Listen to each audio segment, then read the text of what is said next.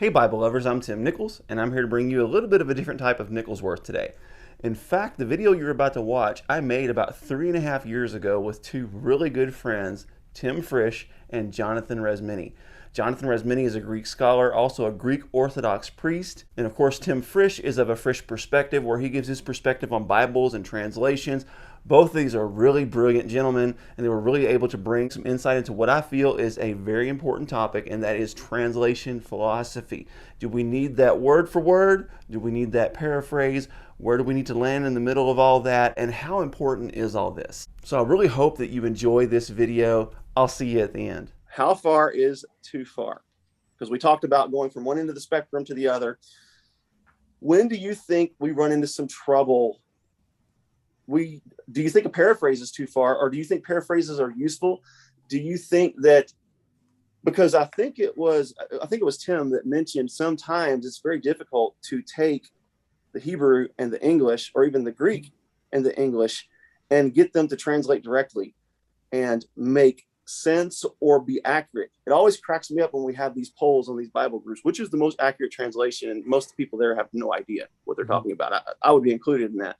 I have no idea what the most accurate translation is. I have to choose to trust the scholars and trust those that have done the work. And I also have people around me that I ask questions. I ask Jonathan questions all the time about the Greek. I had a Hebrew scholar that attended our church, recently passed away, that I would always ask about the Hebrew. So what are your thoughts? How close should we keep it to the line of word for word? And when does that stop being beneficial? And how close should we keep it to the line of paraphrase? And when does that stop being beneficial? Father Jonathan, we'll start with you. So I think that it depends on the context and the purpose. I think that certainly when I'm communicating the scriptures to younger people, to people that are new in the faith, I am more inclined to say sometimes it's okay to have a paraphrase, maybe not a full paraphrase, but something like the NLT is really great. It's okay to do that. I think the NLT is balanced a little bit more because it is produced by scholars. It's not just a random paraphrase by a single person or something like that. There was a lot of scholarship that went into it. It's an offshoot of the original Living Bible. And so there's been a lot of work to produce something that's quality, scholarly, but is also very readable and understandable. And so I think that end of the spectrum is okay. And then at the other end of the spectrum, if you really want to go deep, it's important to have this, very literal translation that will go word for word. And some people complain, well, that makes it difficult for us to understand because sometimes the grammar doesn't match up. And for me, where I can read the Greek, and I have a little bit of a Hebrew background, but mostly Greek, for me, it's not as much of an issue because I can read sentences using that grammar, even in English. It doesn't sound foreign to my ears, but for other people, it might.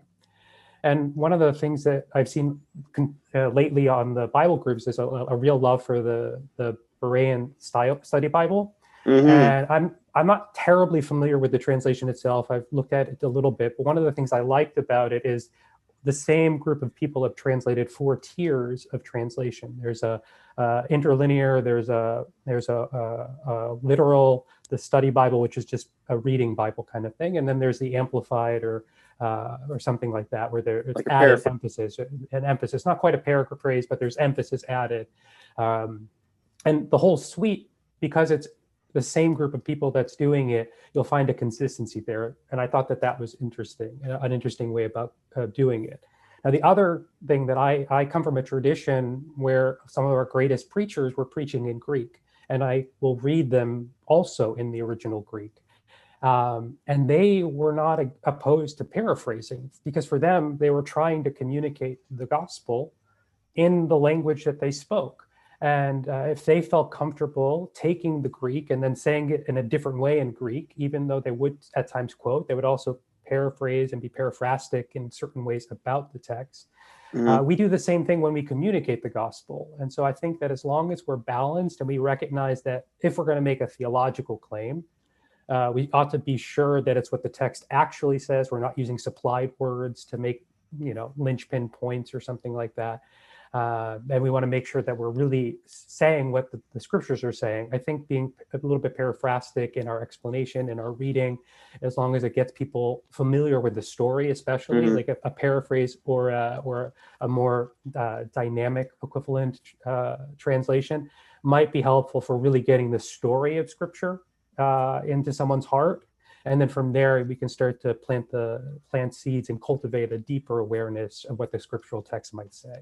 So it's a spectrum, and also it's intentionality, purpose, aim, goal, all of these things, why it's being used, and not to go too far to either extreme. Right. And I think you talking about the supplied words as well, that is where the King James and I believe the NASB, I'm not sure how many other translations do James, that, but they make the supplied words very clear. And I think that's very important because I don't believe the ESV does that. And the CSB doesn't do that. So unless you don't know which words are supplied. And I could definitely see that leading to some confusion. So Tim, what's your perspective on this? How far is too far one way or the other? On the the way I would put it is that on the literal side, you have the problem of misunderstanding. And on the dynamic side, you have the problem of misrepresenting. Yeah. Mm-hmm. So misunderstanding and misrepresenting are the two extremes. And so I think this is where a lot of people don't realize, they think the more literal, the better. But that's not always true. Right. You know, if actually even today, if you were going from one language to another in Spanish, for example, or some other language today, you would actually want someone in another language to change the wording up enough to make sure that what you're saying is clear and understandable in that receptor language. Mm-hmm. So see, if you're overly literal, it could be misunderstood. Mm-hmm. And I think there are things in the Bible that translators have always said, yeah, we need to make sure we change this enough so that it's understood in English. So, you know, no Bible is really as literal as it can possibly be. You know, unless it's a, you know, interlinear or something that's called a literal translation. But even if it's called literal, again, languages don't match up word for word. That's a misunderstanding people have. You know, one word in English, even a word like love, we have different connotations for love in English that probably don't match another language. I might even say, I love ice cream. But I don't know that I'd want to put that literally into French. I'm not sure, but I'm sure there's a language out there that would probably be misunderstood. Mm-hmm. Right. So there's the misunderstanding, and then the misrepresentation. When you get into this whole idea of we need to take the biblical text and make it understandable, while I'm all for that, it's easy to start misrepresenting either the message or not being transparent about the interpretation you're doing in between the original text and what the audience is receiving. And that's where italicized words, that's just a way to be very transparent about if you're adding some supplied words. But, you know, as long as a translation is trying to accurately represent the original language, I can be pretty open-minded. But I have to say, I think when we get into the paraphrases, I just find there are various cases where I can find, I just don't really believe that's what the author really intended. I think that's a misrepresentation. And, you know, so I think for me, I want to stay more to that literal side. Right. That's just my approach. And I wish, again, that's where my two-pronged approach could be helpful to people. Even if you're going to use something a little looser, more dynamic, good to have a more literal translation along with that. Right. And that'll just help you to make sure that even though you're trying to understand it, you know that it's not being misrepresented. Yes.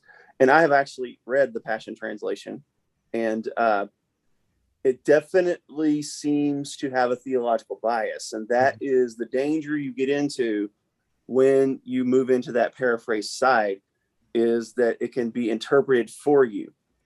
And I feel that happens in the Passion Translation. For example, in the Gospel of Luke, they list the genealogy as the genealogy of Mary. Now, that could very well be true, but it is not stated in the scripture that's the genealogy of Mary. So we can't say with absolute certainty that that's the case. Now, I happen to believe that it is the genealogy of Mary. It's just my personal opinion, but I could be wrong. And to infer that in the writing of the scripture itself, I believe that's a dangerous practice. We need to let the word speak for itself. The biggest issue I have with those that go closer to the paraphrases is the poetry. There's one, I think, in the book of Job, I can't remember which one it is. They're calling each other a blowhard. And I'm like, I don't think that's what that word means. Now you get it, right? You get that they're trying to insult each other, and you understand that's what's going on. But I would much rather know what it actually says. And you know what? That's why we have pastors. That's why we have scholars. That's why we have teachers. And that's why we have leaders in the church to kind of help us in these areas that we get stuck. And at least if that preacher is in error, then that preacher is in error by himself. If a translation's in error, then it's leading an entire group of people to error. So I am with both of you. I definitely think that you need to lean more toward the word for word side. But again, there is no such thing as a literal translation. I actually have one. It's an interlinear, but it's a hot mess to try to read. It's not in order. And every now and then they'll give you 2 or 3 word options where it could be this, this, or this. And it's just not really helpful. It's a battle. So when it comes to straight reading, I really do believe that the literal approach, as much as possible, is the best. And I think the key balance there is, I really wish all translations would emphasize, bold, italicize, or do something to make certain that the words that are supplied, hey, we put this in here for clarity. It's not in the original language. And I also think that the textual footnotes are invaluable in this, to where, even in the NLT, when it'll take it as far as like, whoa, this is really, because there's some places in the NLT that I read, and it's like, man, I'm not comfortable with this. But then the footnotes will kind of clarify, well, this more traditionally, it's like this. And I think, so supplied words being italicized or made clear, that's my knock against the CSB. I love the CSB, but it is difficult to know which words are supplied unless you know. And then your textual footnotes, I believe as many of those that can be supplied as possible is, I think, important in order to be able to understand, okay, this is what this is saying, but this is also another option that it could mean. Mm-hmm. And I also think those textual footnotes, which is something we'll get into in a minute with the textual criticism, can really lend to some struggles with some people over these quote unquote missing verses. Mm-hmm. So we'll get into that in the next segment. So anybody else have anything to add to this? No. I guess I would just say, as far as italics, I tend to be a little bit more dual approached about that. I think the disadvantage of italics is that a lot of people don't even know what those mean, to be honest. If right. A person picks up a Bible, they're actually going to say, like I said when I was little, oh, maybe these are words that you're supposed to emphasize when you're reading. Mm-hmm. So that's kind of the opposite of the effect you want. And really, but the other thing is, I actually think, it can give the impression that those words are the ones that don't count as much, but sometimes supplied words are just necessary to go from one language to another. They're not. So again, I'm not hardline about that. I'm kind of with you though. I think there's a place for some translations to have them. Again, those would be the very literal translations, but I think it's kind of nice for readability for a lot of average people to have a translation that doesn't clutter the text and become more confusing with things like italicized words. So that's the only thing I would personally add to that.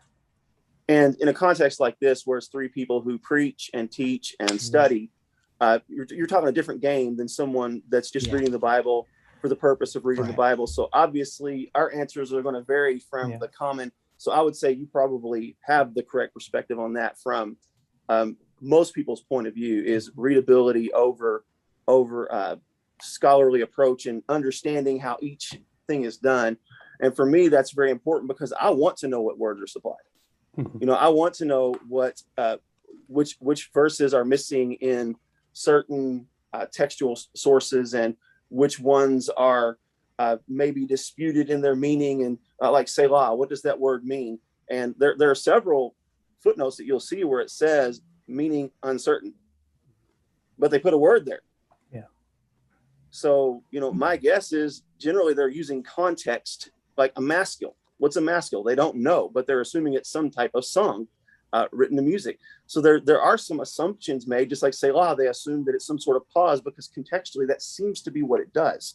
That seems to be its function. So anyhow, this is definitely interesting stuff. Well, there you have it. 3 very different perspectives that largely agree on the important issues, but there were also some points that we saw differently, and I think that's how you achieve balance. I want to thank Jonathan Resmini and Tim Frisch for taking part in this project, and I hope that you enjoy watching part 2 next Saturday at noon. Join me. God bless you. Keep calm. Jesus on.